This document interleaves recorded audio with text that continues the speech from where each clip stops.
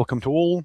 Thank you for joining us during this webinar, which deals with our AMIGDALA project scenarios. I'm Joel Neve. I work as a senior manager at Deloitte, specializing on decarbonization, particularly industrial decarbonization, but also in retail. And I'm joined here today by my colleague Rocio from Sustainable Innovations and Walter Nies from Vito. To jump straight in, what do we offer? What will you be finding out today? And what do we ask?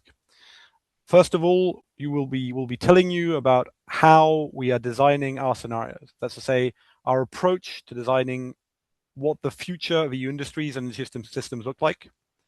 We'll be showing you what we call our scenario space, so all the different scenarios that we consider feasible. I'll be showing you as well how we translate those abstract narratives into model relevant inputs. We're sharing with you a method, an approach, but also more concrete results. And Walter will run you through this. What we ask in exchange, and you'll understand as I tell you about the project in a minute why, is to have your feedback. We need to know whether we've missed anything.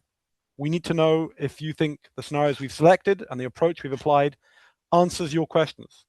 If on the contrary, we should be looking slightly differently. And we want to know as well whether we should include our different sensitivities and approach. So we'll be sharing our approach, we'll be sharing the scenarios we're looking at, we'll be sharing the things that we want to look at further down the line, and we want your views because we want to be answering your questions. We want to be making sure that we're answering questions that are relevant for policymakers and for industry, because we want to answer questions which have a practical real-life application. So this is what we offer.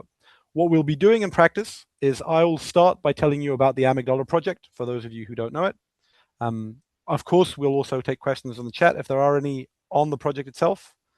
And thereafter, Walter, who is our chief scenario architect, will be telling you about the method to build the scenario narratives, the 20 different archetypes, more or less 20, that this method develops and brings about, how we've gone from these 20 into a selection of those 5 scenarios, a presentation of what those scenarios mean, and opening up into where we stand today, where we need your input, and to sharing your thoughts and having an open Q&A. So as Rocio has explained, for good housekeeping measures, you can chat. We don't open your microphones for now, but we will do at the end of the session. And please do comment as we go along. And please, at the end of the session, do ask any questions you may have. We need and we want to have your feedback. So what is the AMIGDALA project about? Well, as you know, Europe stands as many different cruxes, one of which is the issue of how we decarbonize industry, how we achieve the Green Deal and the circularity objectives, in a context which has become more complex in recent weeks with the geopolitical events in Iran, but more broadly with the Draghi report reframing the issue of decarbonization. We now need to achieve strict decarbonization objectives, because that is what Europe has set in the Green Deal. So we need to achieve greater sustainability and circularity, but we also need to maintain resilience, competitiveness, sustainability. So in essence, we have 3 competing policy objectives, which are interlinked, and which, in order to be applied effectively, need to work at 3 different geographical levels, at a world level, at a member state level, but also at a local region level. This is the problem that Europe is facing, and this is how we're framing it for AMIGDALA.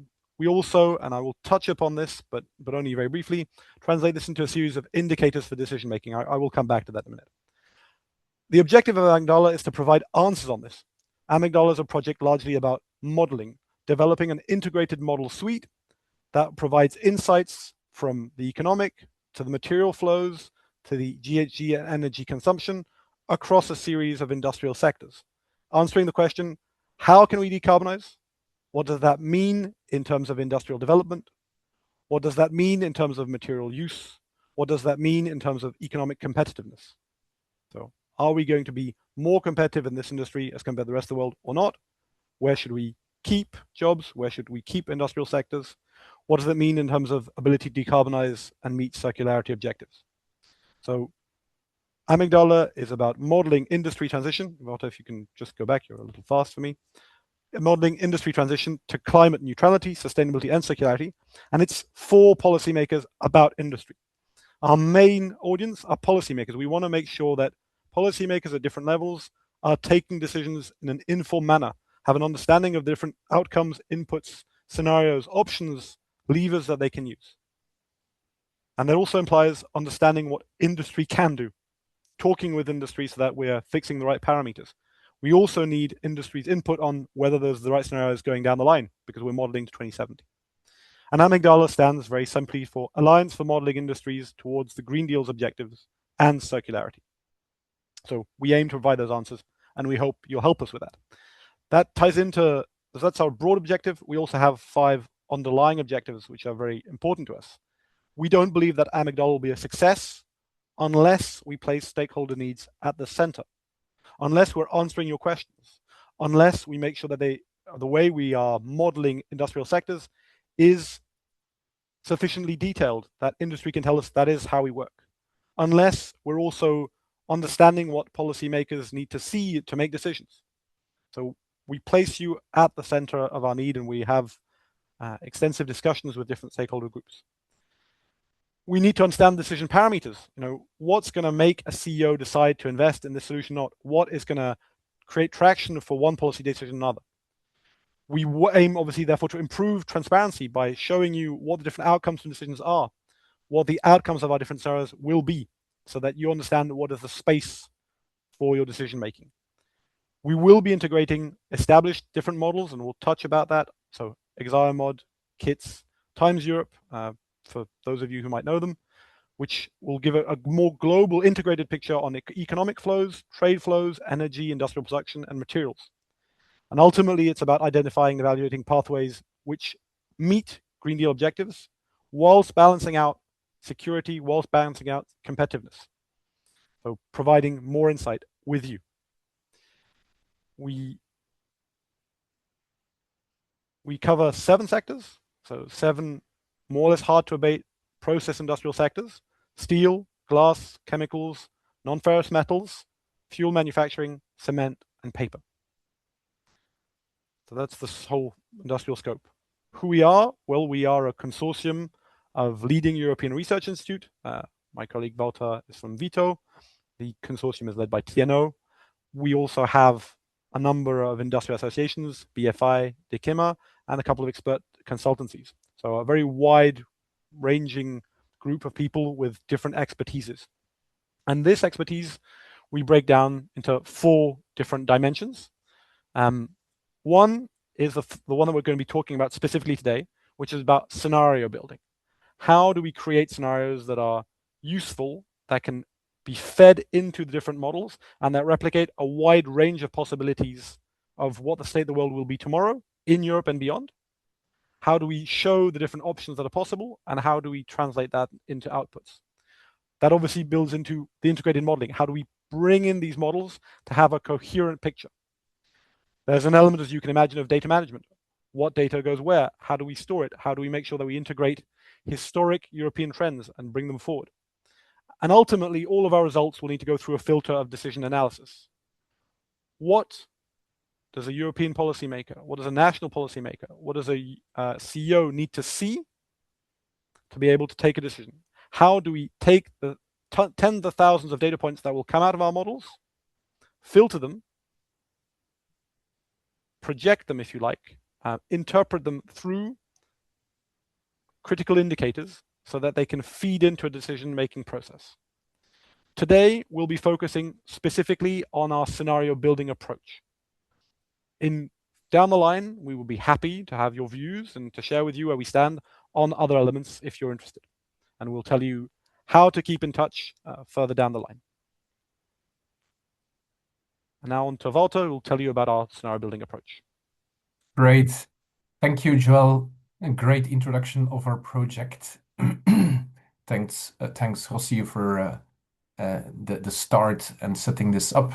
So yes, also from my side, thank you for joining. My name is Wouter, working for Vito, and within AMIGDALA, I'm leading the scenario expertise. The agenda was clear, so we start with the methodology to build scenario narratives. and I very much like the word you use, Joel, basically projecting. So it's no way a forecast what we do.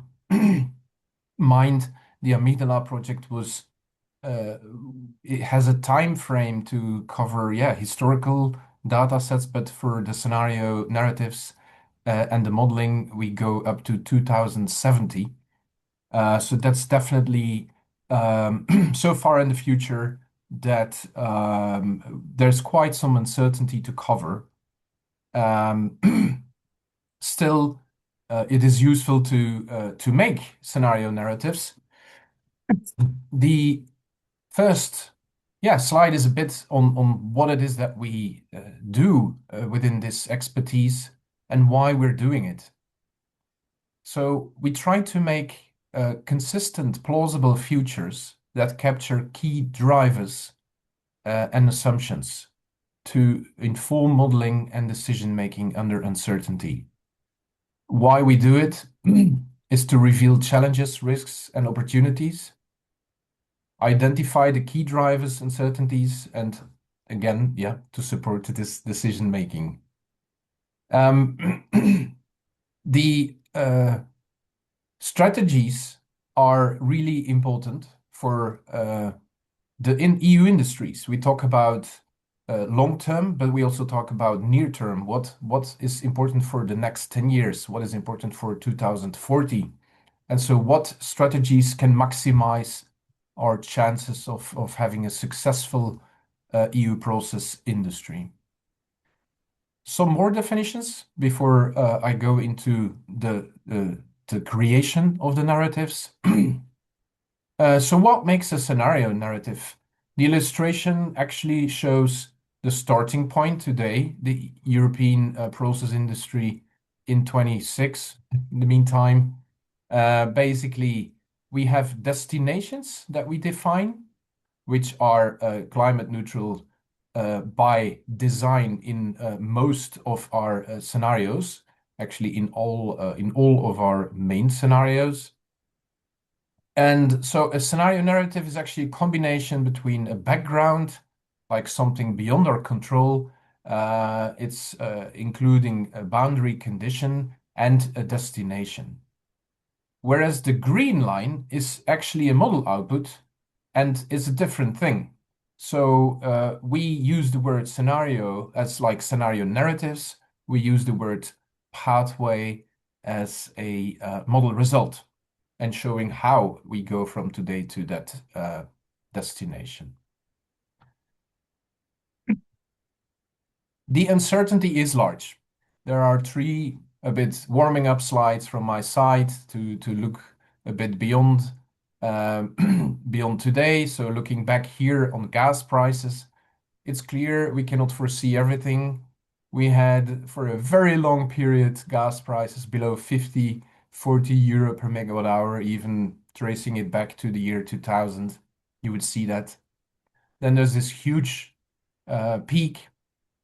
And in the last years, you could say it's a bit going up and down, touching sometimes the 60 euro per megawatt hour, which is a key threshold for the process industries, because beyond that point, often it's said that it's very difficult to compete at the global level.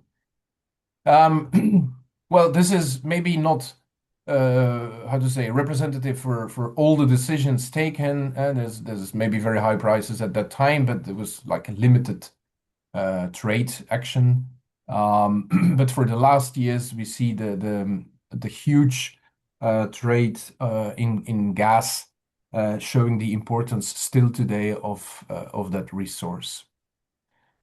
We cannot foresee elements from that are industry policies beyond the EU. So today there is a projection for the near term for next year that global steel excess capacity is expected to become more than 700 million ton.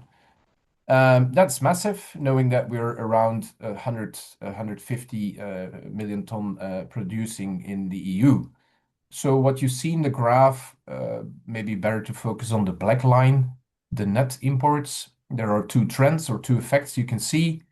One is there was an increase of net imports of steel from 2012 until very recently.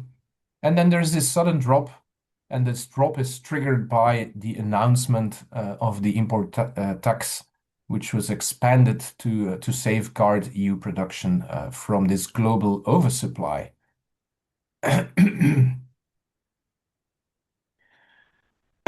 And we can also take into account the fact that outside EU, the world is changing and is actually changing maybe faster. What is plotted here is the electrification of industries, so the share of the energy use that is fulfilled by electricity for both Germany and China. And you see the huge increase taking place in China of the electrification of the entire industrial sector, whereas we have a bit of a status quo at EU level and also shown here specifically for Germany. Now, when we move to how do we do it, we go and take one step back and the theory just to make sure everybody's aligned with concepts like drivers and control levers. Basically, there is context for the EU, which we consider background. They are out of our control, beyond the influence. Whereas there are also elements that we call foreground control levers, where there is a transactional element and an environment where suppliers, competitors, but especially the EU policymaker has influence and can design or co-design. Now, two slides just to give a bit of examples of such background drivers and EU control levers. Not that they're the ones that we really used, because it's only the recent ones, but it's to show a bit and help us understand the global context. For example, there was the industry policy in China really taking off 2021 onwards, and from their 5-year plan, which was very much focused on industrial and clean tech. But also, and that will be in the next slide, the other way around, where also China makes the first steps to include the same industries into their emission trading system. Things to take into account, in other words. The Green Deal was 2019, and AMIGDALA, the GD, referring to the Green Deal, originates from that period. We are 7 years later, and yeah, of course, you see the list here of all the things that are influencing the sector, which I call the tipping point, of course, in the first place, excuse me, because of the actual Green Deal itself, but also second, the whole industry policy creation that followed from the Green Deal. So the recent years were a tipping point for EU industries. Long-term policies have been shaping the boundary conditions for the industry, the process industry, to operate, emissions, energy system changes, and AMIGDALA. The novelty of AMIGDALA, I could say, is that the scenarios we present include both industrial detail as much as we can, as well as this alignment with those EU policy ambition. So going a bit closer to today, similar background, and we all remember Liberation Day with the structured protectionism, but also the announcement of China to expand their ETS, as I mentioned before. And now their next 5-year plan has been taking off with, again, pretty strong state-driven industrial upgrading and what they call self-reliance on the tech sector. From the EU side, we have the Clean Industrial Deal.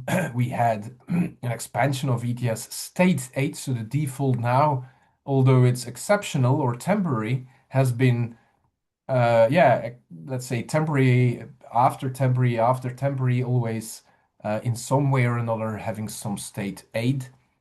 we had the very important climate law very recently to be adopted for 2040 with very clear intermediate pathway for the entire system, but nevertheless. And upcoming the Electrification Action Plan, hopefully soon, and the Circular Economy Act. Now, where do we get our data from? We used academic sources. We used stakeholder input from within the AMIGDALA project, and we also used a systematic questioning that was fed into AI to see what are the key drivers and control levers the EU has. So the approach is actually summarized using these 3 steps.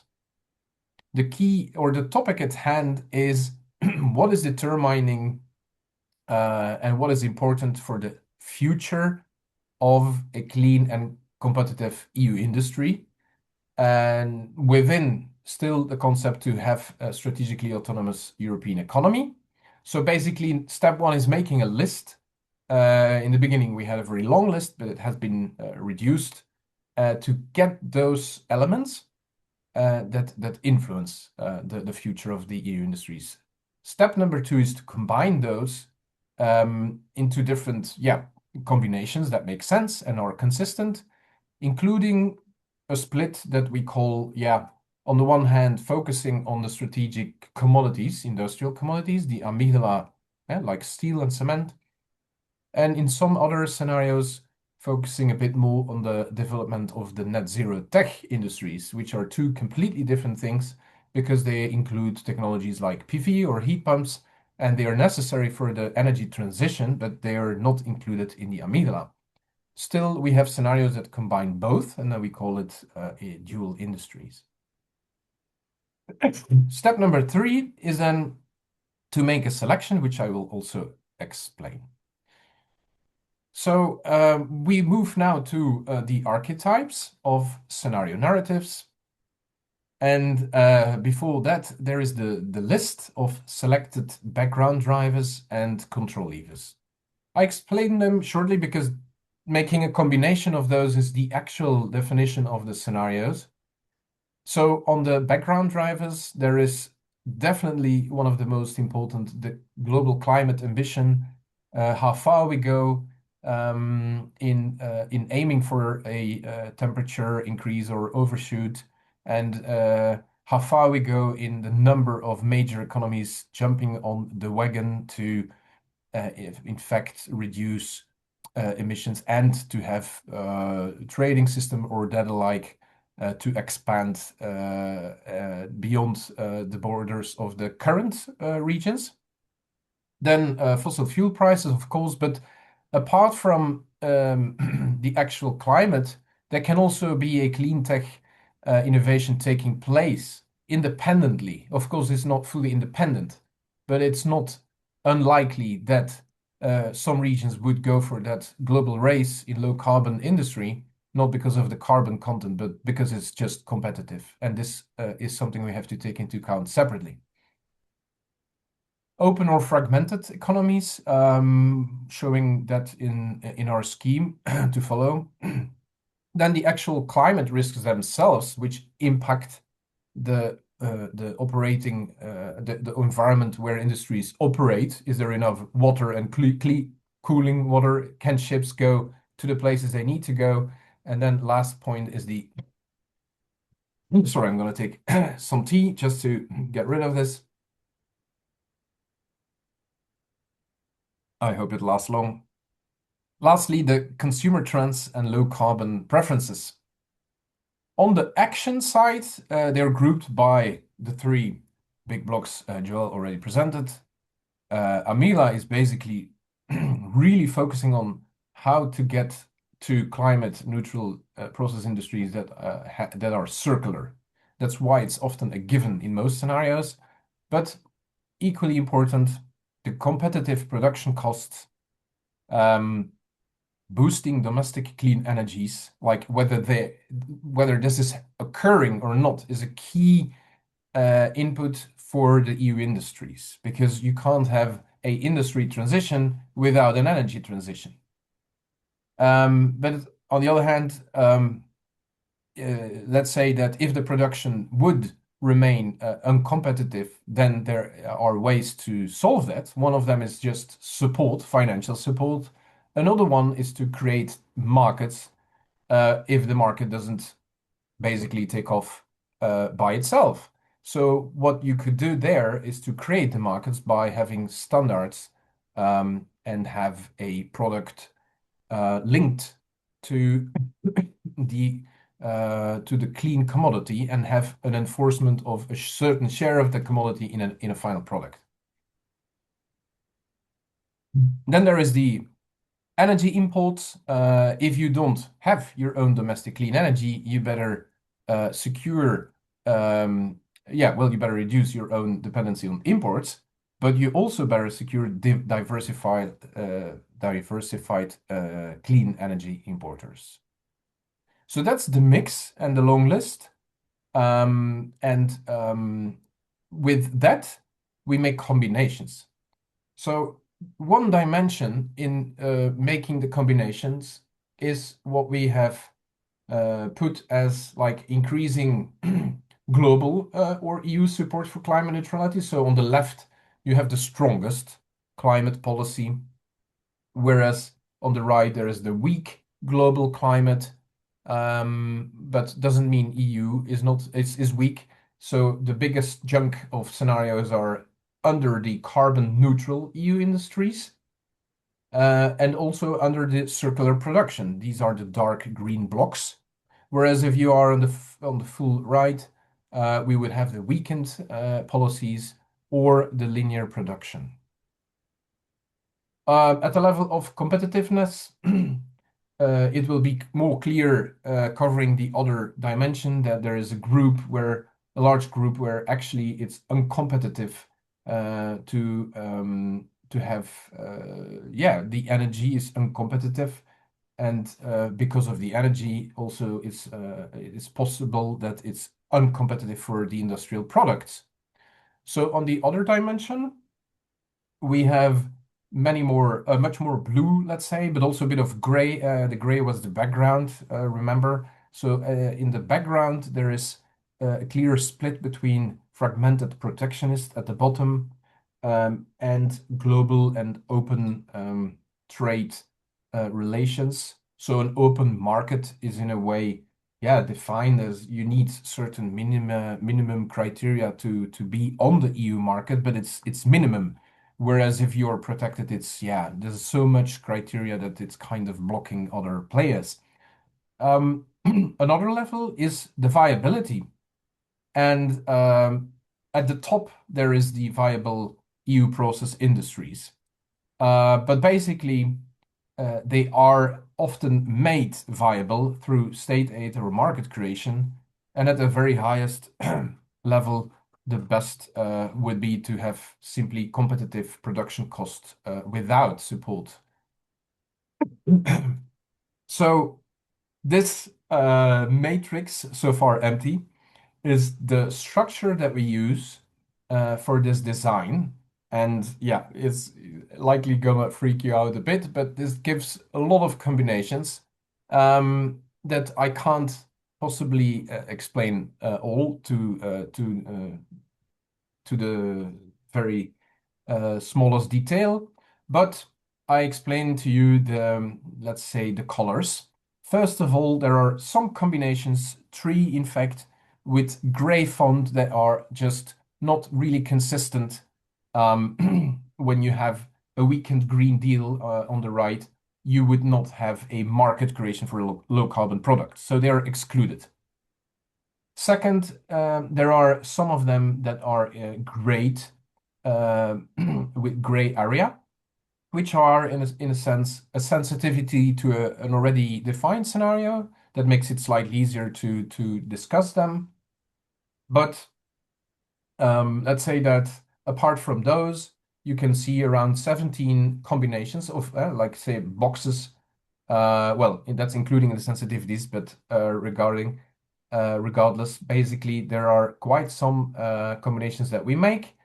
If you see two scenarios within one box, it basically means that there is a variant where we play with how is it going with the net zero tech industry? Is there a focus on that, or is there both a focus on the commodities, strategic commodities, and on the on the net zero technologies, which we call a dual industries, which is in a way the best case, because you would not just keep your EU process emissions here, you would basically expand your industrial activity within Europe. I think the best way for me to move on is to explain you how we select scenarios. But before doing that, so the red font is our 5 main scenarios. In the middle, I think it's a good moment to shortly introduce them before going into detail. So what we call support strategic commodities in the middle is for us closest to today's situation and also what we have seen historically. Like we have uncompetitive energy generation costs. It's a given. And with support, there are the industrial activity can take place because it's made viable. That's the middle one. The variant on top of it, standards for strategic commodities, is doing it in a different way. The market creation would be the strongest point to trigger those to trigger that viability. Because of course, when you have a market, somebody has to produce it for you, and if it's on top of that a made in Europe requirement, you are almost having a guaranteed market. Then we move into competitive with new dependencies on the, let's say, top right, where the idea is let's aim for competitive production costs, but by importing new things. And this could include intermediate products. This can include clean energy from outside the EU, but we make it in a way that it's competitive without the need of long-term state aid, which is by default a difficult thing to maintain. Then on the top left, the global green industries is the so-called best case where, well, basically there will be a level playing field just simply because other major economies are actually also doing and striving for the net zero net zero industries. Included as well is what we have called industry relocation. It is defined as relocation outside EU, not fully. It's a partial relocation that we will explain in one of the next slides. Now, what are the steps to select? So already explained, some of them are simply not plausible. Second step is we kind of, for AMIGDALA, so there's 2 things. AMIGDALA has defined the whole matrix and it can be used in other projects. They can, you can pick out the scenario you want, the scenario narrative you want. But for our specific AMIGDALA modeling, we basically keep destinations where it is climate neutrality and where we have the open trade in the long run. So that boils it down to 11. Then based on relevance, it's narrowed down back to 5. Now, this is then the overview. If you leave out the a bit more the weakened versions and the more the less open. So that's the same overview. And the 5 are explained also in a different way by showing you the dimensions differentiated. And so the 2 first scenarios are kind of identical in terms of how they're defined, except how the support for the process industry is taking place. But what they have in common is that there is basically a high push for domestic clean energy, but we know that it's not competitive. So if you don't have policies for importing clean energies, the consequences is basically your commodity production cost is too low. When compensated, you can have a high viability of EU process industries. That's also high in the new dependency scenario, but you do it in a different way. You import clean energies, you have import of intermediate industrial products, and you don't need too much of support. In number 4, you basically don't have too much focus on increasing the clean energies in Europe, or it is failing. But on top of that, you also don't compensate or you don't support, which gives, as a result, a low viability of the process industries. As a consequence, the competitiveness is driving them away. Global green industries, basically more clear in terms of everything is on the high end. Then they are there to answer the questions as you can read them here. What happens if we have that sustained financial support? Or what happens if there would be obligatory standards? They are defined in the same way, but the modeling could give different answers. What happens if we would import, if we would rely on the import of cheap green renewable energy? What happens if EU process industries would partially relocate? We hope to also give the answer there. And then what if other major economies would also move into climate neutral and circular futures? So we move then to the last part of this, which is a bit more quantification, because what is important is to translate those narratives into model parameters. And we have, let's say that in the phase of the project, we have final scenario narratives, but we don't have fully final quantification. So this is the moment where we're also happy to receive your inputs in the chat or in any other way, but it's almost final. But as you see here, between making the combinations and having an actual modeled industrial pathway, there is this model parameterization. What models are we talking about? Introduced shortly by Joel, but you have them listed here. There's models focusing on economy, on energy, and on material. They're all interlinked. There's one specific for trade. There is 3 models that cover the global level, 3 that cover, or 3 or 4 that cover EU level, and then 2 or 3 that cover the local level. Now, they all use the same scenario narratives, so which means that the numbers that I will show in the next slide are basically used by more than one model. So this is a snapshot of how it was translated into model inputs. For the background, there is a 2.4 and a 1.5 degree scenario you could simplify. Maybe first, before I go into the numbers, you still see again the 5 scenarios that were the major scenarios explained before. And by having binary, let's say, combinations of binary inputs to define those 5 scenarios, you get into the definition. So what is low for global climate ambition and what is high? And that's true for the other dimensions. So the other key, well, it's just a snapshot. There's other elements, obviously, but let's say that the clean tech innovation pace linked to climate ambition, but not necessarily, is like the default values on the one hand, but in the global green industry scenario, we move beyond that point and we have a 25% reduction of the capex and fixon of the novel green technologies, and including also the process industries. Then we move to the green block, and the green block is related to the sustainability within the EU. And they all basically reach net zero emission by 2050.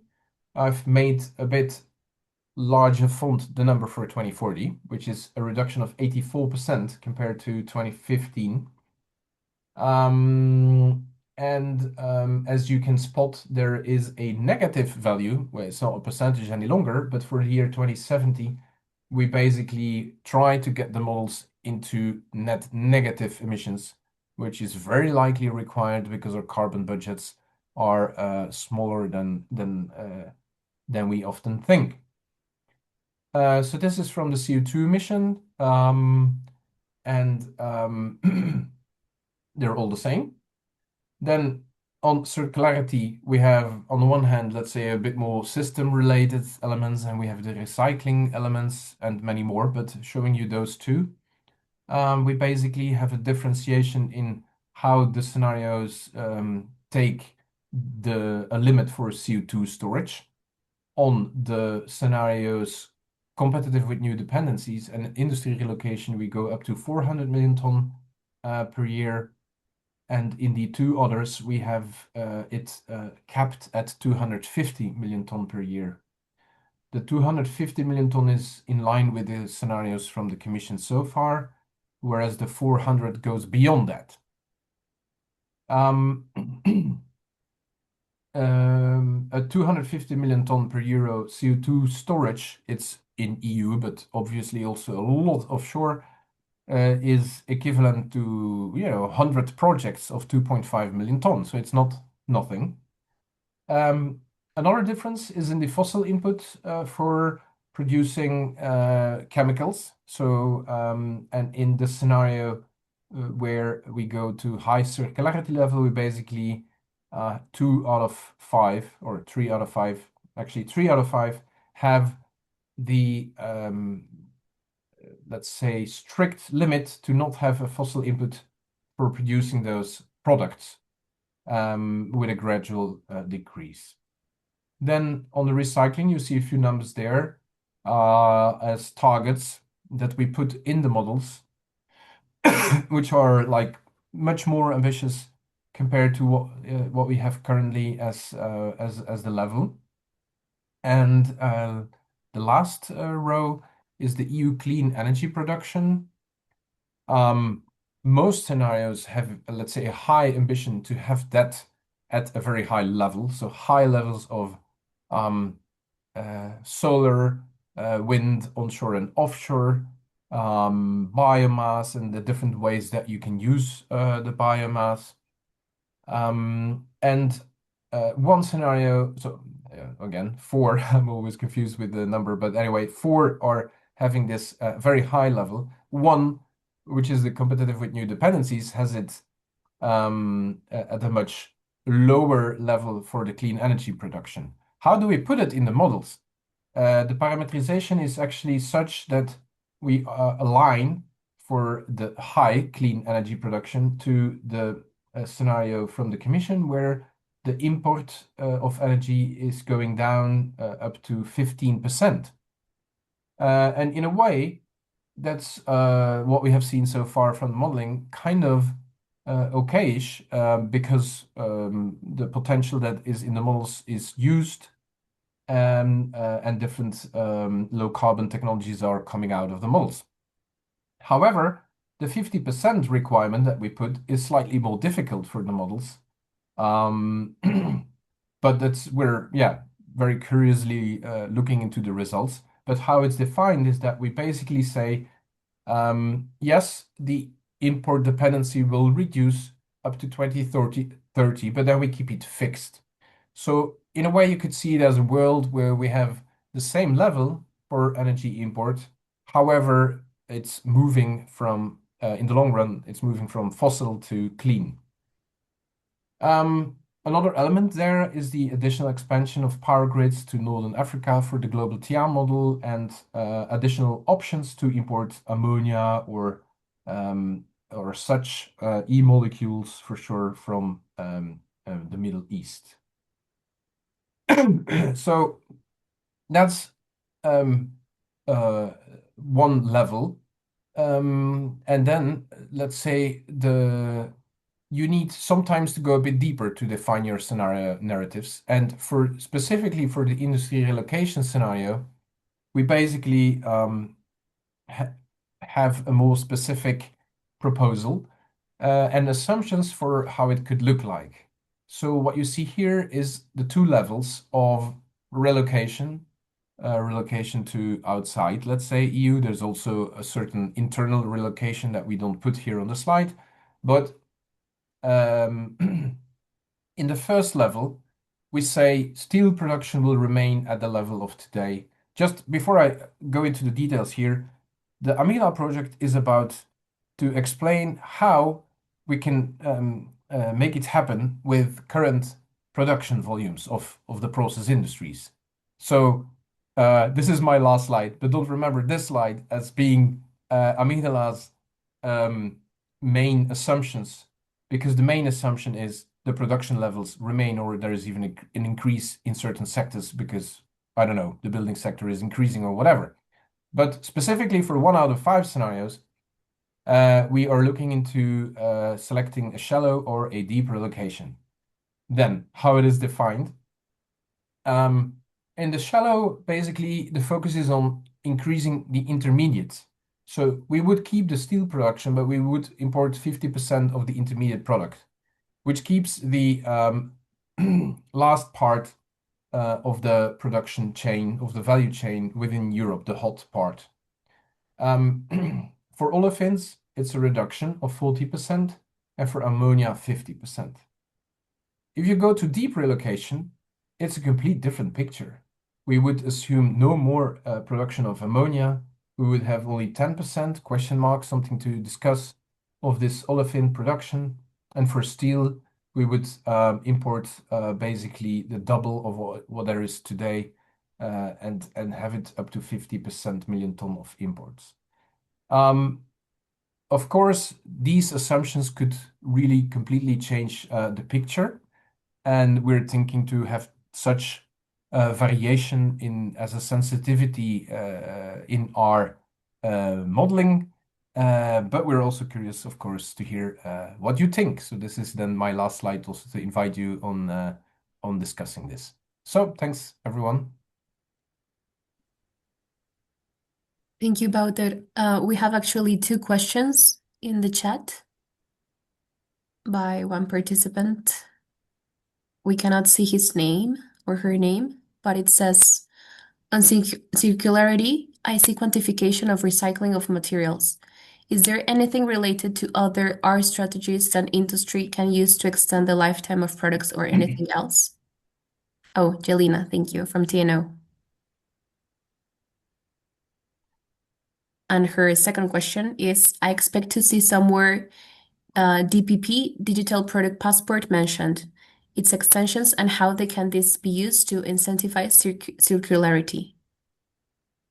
Great, thanks for those questions. So I'm not myself the circularity expert, but I'm 100% sure we go beyond recycling. Yes, thanks.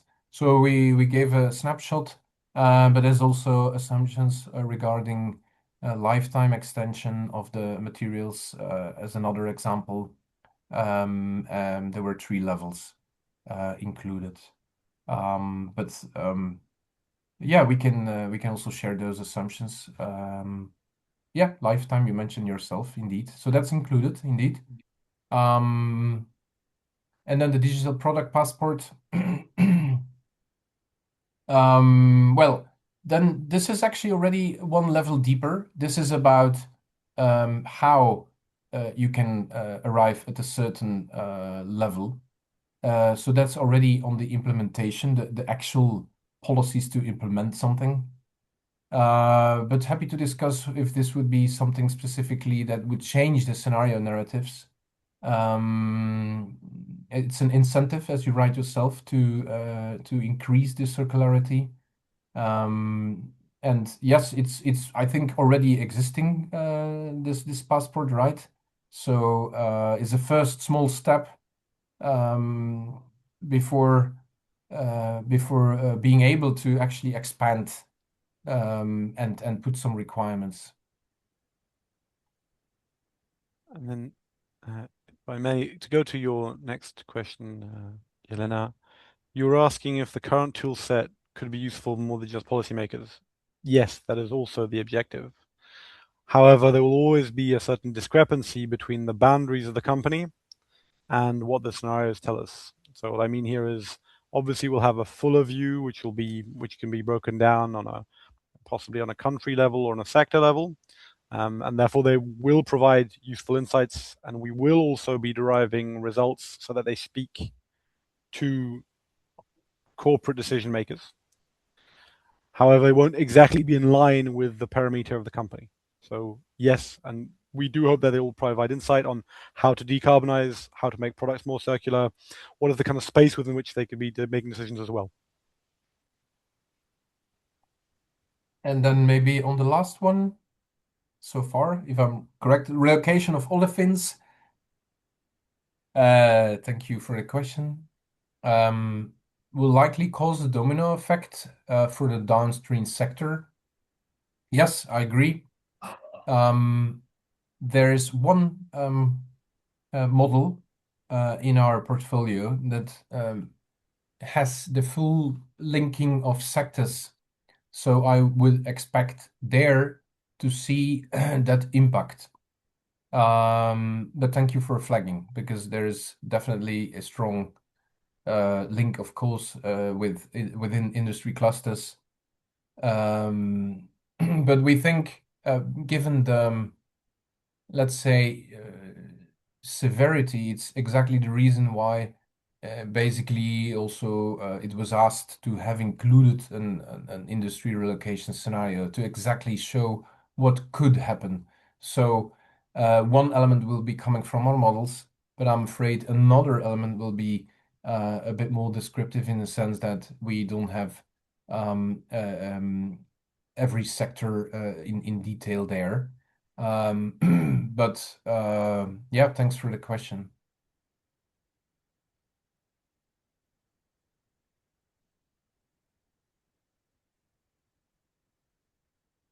Then thank you, Sebastian, for your question, the financial aid. So it's two questions. The first is, where is the financial aid coming from?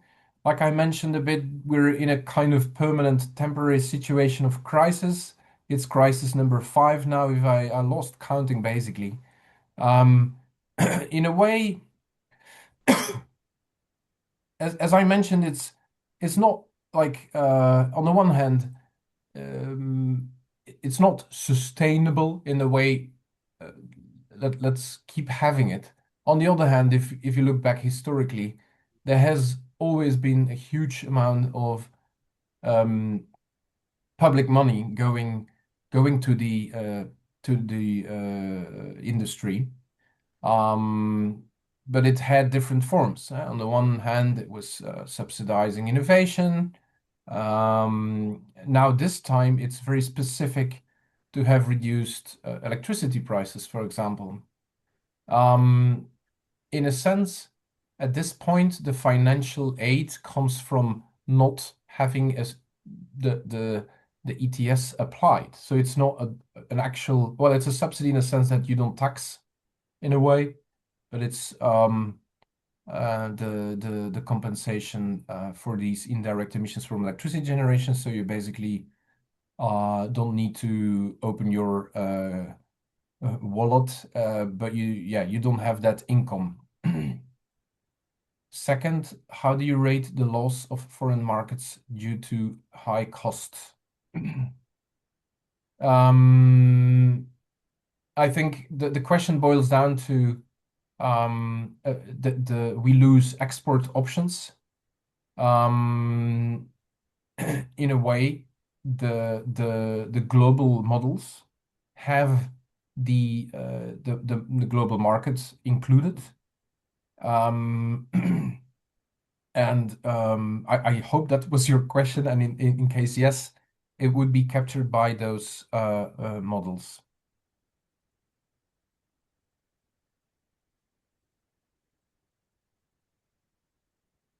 Just gonna mute for a second.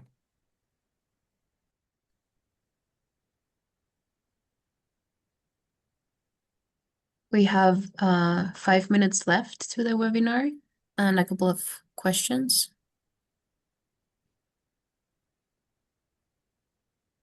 Okay, yeah, I'll just move on.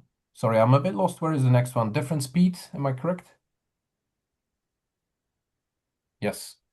Yeah. A different speed of transformation in Europe and countries outside Europe will put Europe into a non-competitive position until finally transformation is reached worldwide. Yeah. I actually agree, and this is exactly what should be shown in comparing the global green industries scenario narrative versus the others. In effect, we're pretty pessimistic that in the others, by 2050, we don't assume that globally there is that transformation. But the models are including CBAM mechanisms. So that protection is included.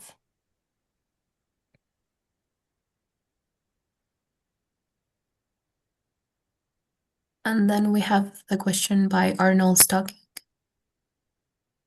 Thank you. So it's a bit similar, I guess. So circularity referred to as recycled only. But then second part, not on the use of biomass. To what extent is biomass part of the scenario building for circularity? Very interesting. And if so, how does the energy demand on biomass versus material demand on biomass develop? So thank you for the question. We have IASA as a partner in our consortium. The model they apply, GloBiome, basically would only provide biomass supplied under the constraints within their model, which is pretty strict in terms of what is the possibilities, including the requirements and also the requirements for land use. So I think I'm pretty sure actually that the whole carbon cycle and the possible effect of having, for example, a very high deployment rate of biomass at a certain point has to be compensated for energy purposes, for example, has to be compensated in another way to make sure it's compensated for. I am not sure if this is an entirely good answer to the question. But yes, also the second part is energy versus material demand. To be honest, that's not yet part of the scenario narratives, but a very interesting input. Thank you. We often quickly jump into, oh, there is a potential, and we have an energy model, so it basically goes to energy use. But now, this time, and that's also new for AMIGDALA, AMIGDALA is in a sense new compared to other projects, is that biomass can also go into the deployment, the development, for example, of bioplastics. The only thing maybe missing is more focus on the building sector and such, where maybe we can also integrate in our scenario narratives, like imagine now we need this or we want this to go first to building. What would be the impact on the leftover biomass for energy, which is actually a very interesting perspective. Thank you. And then the last one here in the list, at least, considering the European targets, there have to be huge amount of projects. Realization of these projects will require significant resources. Will the model output help to do a plausibility check? Great. Yes, because in a way, this is a good summary of the essence of AMIGDALA, because the question on the table is, what are the framework conditions? What are the conditions for making it happen? The key, one of the key outputs will be how much investments are required. And there is, I'm 100% sure that given the modeling capabilities within the project, there is definitely an output that will have even a time path of when do they have to take place and what is this financing requirement compared to historical financing. And exactly this is one of the key issues, at least. And the easiest one is the financing one. The more difficult one will be people. We had discussion, right, Joel, within the project, how far we can go in estimating jobs, but we are realizing this is a key element for the transformation to take place. We see it happening for electricity grids, and likely the same will be true for for building. In fact, for building installations that do it. One example is we are constructing a capturing facility in the cement production in Belgium. People have to build it and have to construct it, and it is clearly quite a number of people involved to do it, and also it's clear that there's a supply issue there. So a plausibility check, yes, but I think the best we can offer will be comparison with historical numbers as the best way and indicator to present the shock that will be required.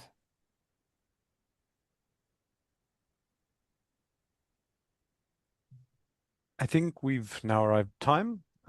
Thank you all for your contribution. Thank you all for your questions as well, which give us some matter to think, to review, to give further considerations on certain elements, on biomass inclusion, on how we should make sure that there are realistic checks and balances in the outputs. We will, as you've seen, we have a newsletter. Please do sign up to be informed on how the project's evolving. We will be running further workshops to present intermediary results, to have, again, a round of stakeholder feedback to understand what it is you're looking for, to make sure that we're answering your questions, and to make sure so that we're collecting your thoughts on what serves best your decision-making processes. So we will be in touch. Please be in touch with us. Please raise further questions as well. We have an email address you can write to, and we'll be happy to keep exchanging and making sure that we're feeding into this vital, important debate. Have an excellent afternoon.